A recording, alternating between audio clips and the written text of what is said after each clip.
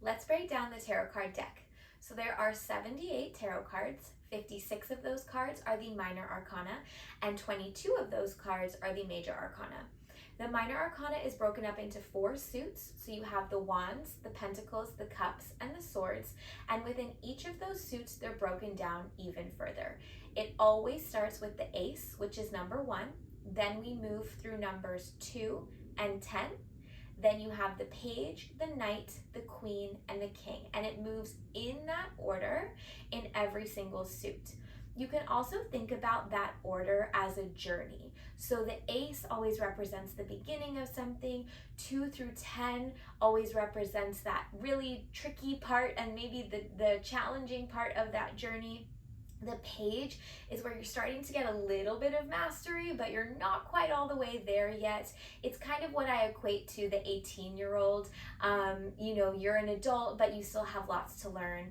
Then the knight, they're really charging ahead on their journey. The queen, they have a lot of mastery, but then the king, they are the ultimate master. We're going to break down a little bit more of each one of those cards later on, but right now, that's what I'd like you to know. In the minor arcana, ace through king, that is the journey. Then you have the major arcana, and that is numbered 0 to 21. Each one of those cards is more of a title. So the sun, the moon, the fool, the lovers, and there are 22 of those cards, each representing a life theme. Now those cards come together to form our beautiful tarot card deck, in which it is really important that you know the definitions of each card. I want to stress that while there is a lot of intuition that comes with reading tarot, it is really important that you study the deck and you know the core definitions of each card.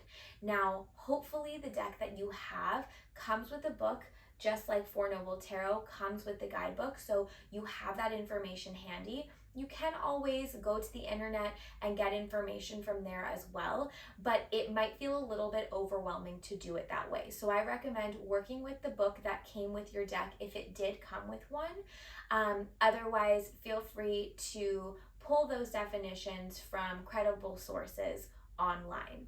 I do want to also stress that if you have information for the tarot cards that has come from multiple different sources, please trust it. It doesn't have to be this book said this for this card within the same deck. You might have information that you learned about the Rider-Waite that applies to the deck that you have. So I want you to allow the knowledge and the definitions that you have for each card to evolve and to expand over time. Let the information come from different places. Please make sure that they are credible, but it is okay to combine knowledge, because with that, you're going to create a really beautiful foundational base for then that ultimate knowledge and wisdom to come in through your intuition and through your channel.